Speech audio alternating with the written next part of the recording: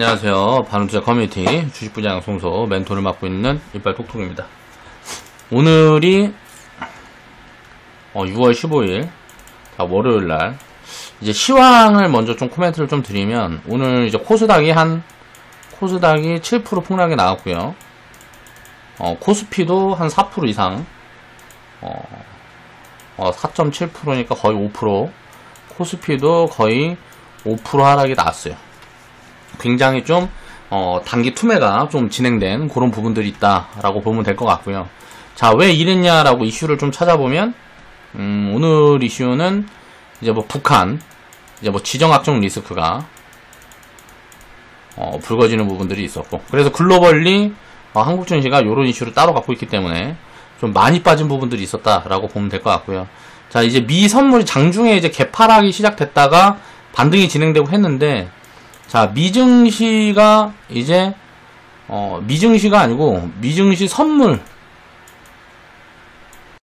그러니까 파생 포지션이 좀 이제 하락을 하고 있는 부분들이 반영이 되면서 오늘 이제 개파락을 시작을 했다가 반등이 진행이 되다가 이런 부분들의 이슈가 불거지고, 코로나 그런 재확산 같은 이슈들이 불거지고 하면서 시장이 좀 많이 빠졌는데, 이건 이제 트리거가 됐을 뿐이고요. 그냥 빠지고 싶었다라고 생각을 하면 될 것 같습니다. 이전에 이제 너무 단기적으로 많이 올라와서 빠지고 싶던 와중에 이런 트리거들이 만들어지니까 이제 매물이 쏟아진 거라고 보면 될 것 같고요. 요렇게 이제 단기적인 투매가 진행이 되면 악성 매물들이 이제 팔고 싶은 매물들은 요럴 때 이제 많이 쏟아져서 나온단 말이에요. 안 그래도 팔고 싶은데 요런 이슈가 있게 되면 던지자 하는 이제 단기성 매물들이 많이 출회가 되죠. 그래서 이제 하락폭이 좀 과했다 라고 생각을 하면 될 것 같고요. 자, 보통 이제 지정학적 리스크는 실질적으로 전쟁으로 이어지거나 뭔가 장기적인 어떤 변화가 있지 않은 이상에는 보통 1, 2일이면 마무리가 됩니다. 그렇게 해서 이제 반등이 진행이 되는 경우들이 많고요. 그 다음에 이제 시장 흐름에 맞춰서 추세에 따라서 이제 조정이든 상승이든 이런 흐름들이 진행이 될 거라고 보면 될 것 같고, 지정학적 리스크라는 거는 사실 별로 볼 필요가 없는, 진짜 북한이랑 우리나라가 전쟁하는 게 아니라 그러면 별로 볼 필요가 없는 그런 이슈라고 생각을 하면 될 것 같아요. 그래서 만약에 미증시가 오늘 이제 하락폭을 많이 크게 키운다 그러면 내일 이제 많이 상승은 못하겠지만, 오늘 내일 이제 개파락 만약에 출발을 해준다 그러면 이제 양봉으로 마무리되면 이제 단기적인 반등은 진행될 가능성이 있다라고 보여지고, 그 다음에 어떤 흐름이 진행이 될지는 이제 좀 체크를 해봐야 되겠죠. 자, 우리는 그래서 대응 포지션을 보면 현금을 10% 정도 만들어 놓은 구간이에요. 그 부분에 대한 코멘트들은 계속 이제 영상을 통해서 드렸었고요. 이 현금 10%를 만들어 놓은 거 어떻게 사용할 거냐. 자, 코스피를 기준으로 하는 이유는, 자, 코스닥은 밸류 체크가 안 되기 때문에 우리는 이제 헬스케어 비중을 많이 줄여놓은 상태예요. 코스닥이 좀 세게 올라오면서 코스피를 기준으로 2000포인트 밑에서는 자, 현금을 5% 정도 사용을 해보는 관점으로 보고 있고요.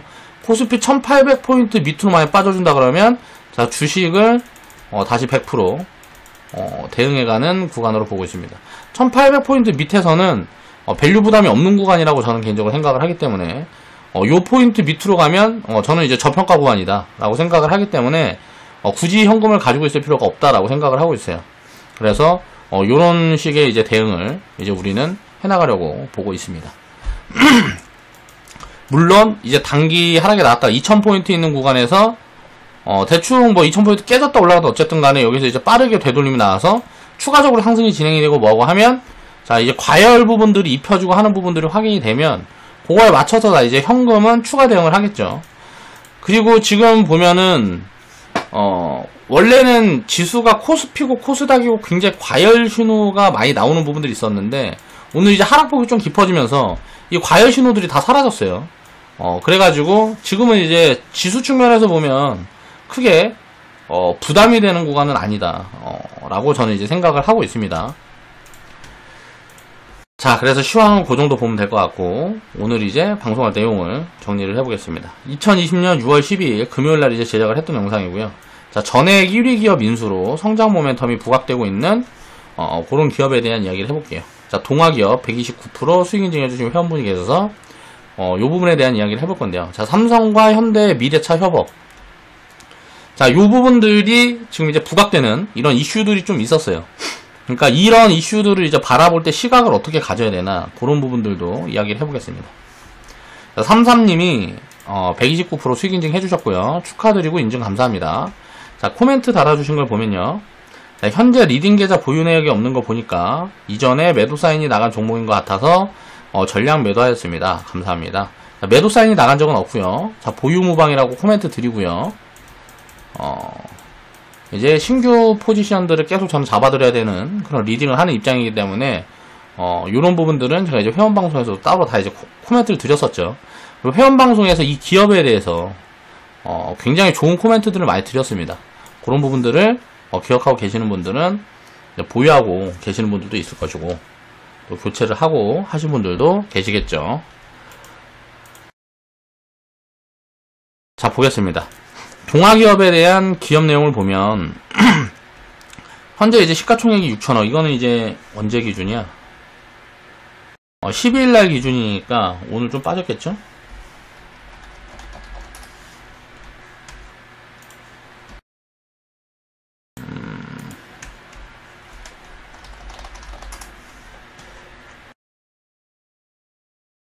예, 현재 시가총액이 6,300억 되네요. 이제 현재 시가총액이 한 6,300억 정도 되는데, 여기서 이제 주가는 한 8% 정도 내려와 있는 구간이고, 이 기업은 보면 장기적으로 보면 이제 자산 가치에 대한 부분들이 받쳐주는 부분들이 있기 때문에 리스크는 굉장히 거의 없다시피 한 기업이다. 장기적으로 그렇게 생각을 하시면 될 것 같고요. 현재 이제 부동산 가치만 이제 따로 떼서 봐도 한 1조 원 정도 되는 그런 자산 가치를 갖고 있는 기업이고, 이 기업이 최근에 이제 부각을 받은 거는 2차전지 전에 국내 1위 기업을 인수를 했다. 자, 파나시텍이라는 글로벌 10위권 안에 있는 기업을 인수를 하면서 이런 부분들이 이제 분야에 이제 부각을 받고 있는데, 이 전액 관련된 부분들이 보면 전기차의 이제 핵심 소재로 사용이 되는 그런 부분이다라고 생각을 해보면 될 것 같고요. 추천을 드렸던 포인트들은, 자, 요런 자리에서 이제 여기에서 추천을 드렸었나 안 드렸었나 잘 기억이 안 나고, 여기에서 2차전지 관련된 후발주 개념으로 2차전지 종목들이 이때 많이 좀 올라와 있을 때 안 들고 계시는 분들은 요런 거 담아보세요 하고 추천을 드렸었던 부분입니다. 그리고 이제 뭐 3월달에 이제 폭락이 진행이 됐을 때 산삼님은 이제 요 구간에서 편입을 하신 것 같고요.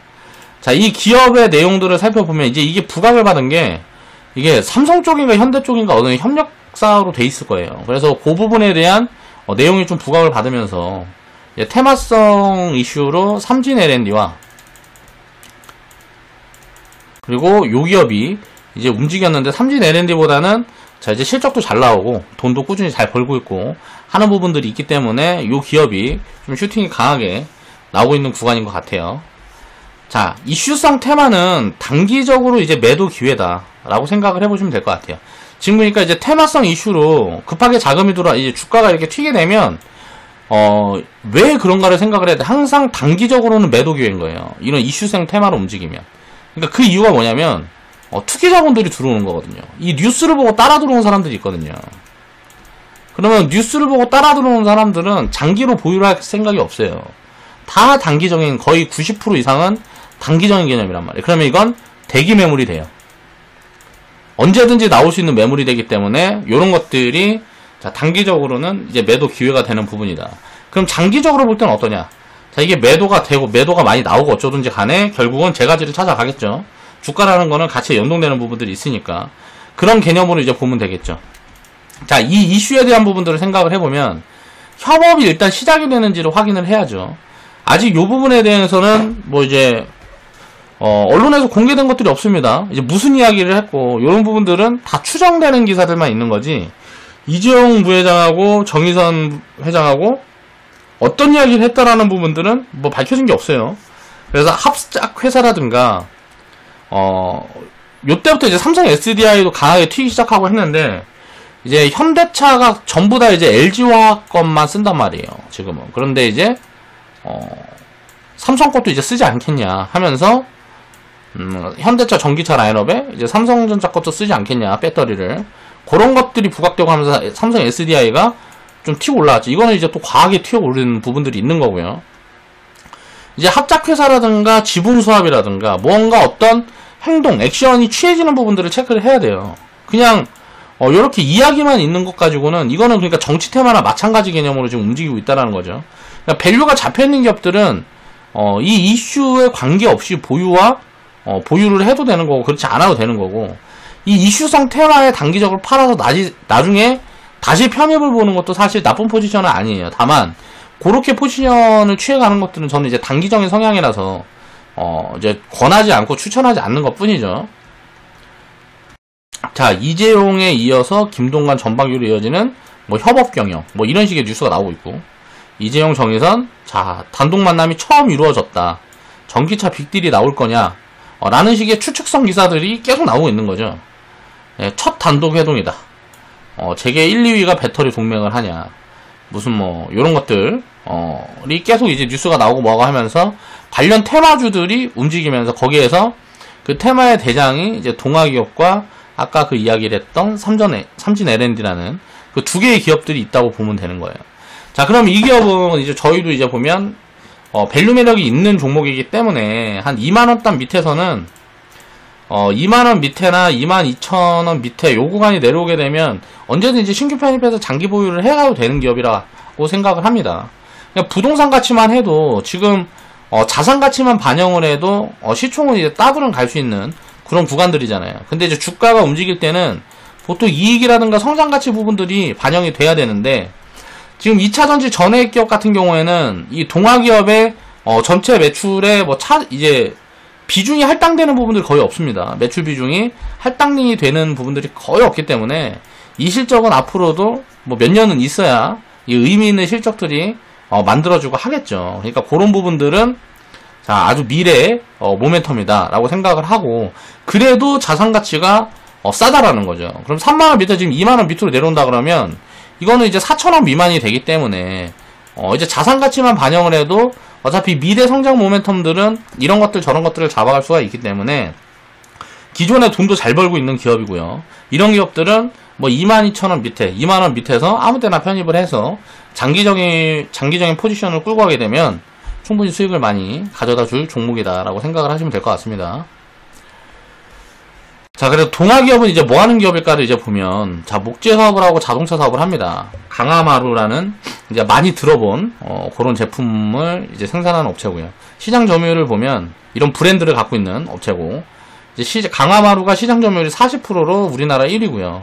파티클보드, 요게 뭔지는 이제 인터넷에 쳐보면 나오겠죠.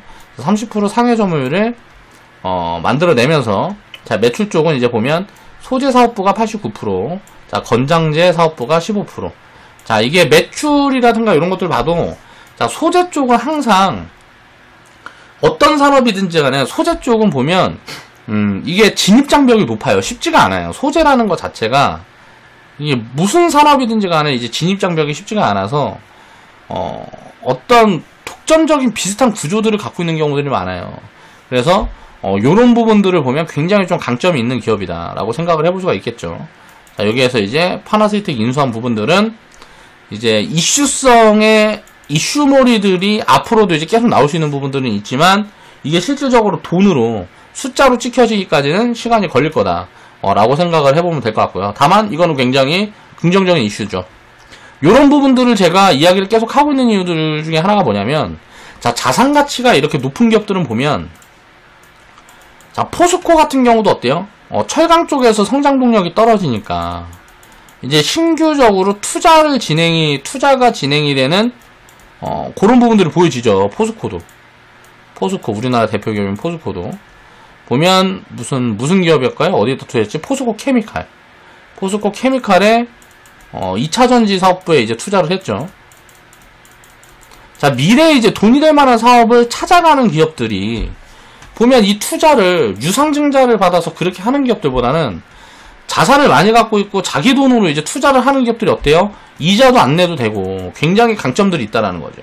그러니까 이런 기업들이 투자가 가속화되고 뭐하고 하게 되면 4차 산업이라는 어떤 큰 앞으로 이제 미래에 대한 사업 구상을 하면서 우리나라 자산주들이 보면 철강 회사라든가 뭐 요런 기업들이 굉장히 많아요. 동아기업 같은 기업들이 굉장히 많아요. 막 PBR이 굉장히 낮은 축에 있는 그런 기업들이 많이 있는데, 그런 기업들은 이제 성장 모멘텀이 떨어져 갖고 자산이 많이 갖고 있어도 현금성 자산을 많이 갖고 있어도 이제 뭐 부각받지 못하고 이런 회사들이 굉장히 많다라는 거죠. 근데 그런 기업들이 요런 어떤 인수합병이라든가 이제 성장 모멘텀을 갖기 가장 좋은 부분들이 M&A 이슈죠. 인수합병. 자산주들이 이런 인수합병 모멘텀을 붙이게 되면 이거는 언제고 튀어오를 가능성들이 굉장히 높다라는 거예요. 이 이슈가 언제 부각될지 모르지만, 리스크가 없기 때문에, 리스크가 크게 없는 부분에 저평가 구간에선 이런 인수합병에 대한 이슈가 있고 투자가 진행이 되는 부분들이 보여지면 담아서 장기적으로 보유를 해두면 거의 대부분 좋은 성과가 만들어진다라는 거죠. 그러니까 지금 당장 뭐 이게 올라갈 거다 내려갈 거다 해서 따라다니는 매매들이 아니고, 요런 부분들에 대한 재료를 갖고 있는 기업들은 이거는 이제 밸류도 받쳐져 있는 기업이기 때문에 진짜 좀 정당한 투자라 그래야 될까? 그렇게 보기가 굉장히 좋은 거죠. 그러니까 장기적으로 손해보기가 굉장히 어려운 그런 구조를 갖고 있단 말이에요. 뭐 PBR이 굉장히 낮다든가, 그래갖고 자산 가치가 굉장히 많은데 다 현금으로 쌓아두고 있어. 뭐 충당금이 유보금이니 해서 유보금이 많은 회사들이 좋은 게 아니라는 거예요. 그 돈을 활용을 해서 투자를 하든지 배당을 하든지 행동에 나서야 되는데, 갑자기 배당을 크게 늘린다든가, 자산주들 중에 배당을 크게 늘린다든가, 어떤 이 투자에 대한 이런 모멘텀들이 잡혀가는 기업들은 공부를 잘해서 저평가 구간이라면 사서 장기적으로 보유를 해서 이런 이슈들이 붙었을 때 비중을 줄여가고 요런 포지션들을 반복적으로 취해가면 투자에서 실패를 하기가 굉장히 어렵다 라는 거죠. 그러니까 이런 투자들을 좀 많이 했으면 좋겠어요. 그런 관점에서 오늘 방송은 준비를 해봤습니다. 오늘 방송 마무리하겠습니다.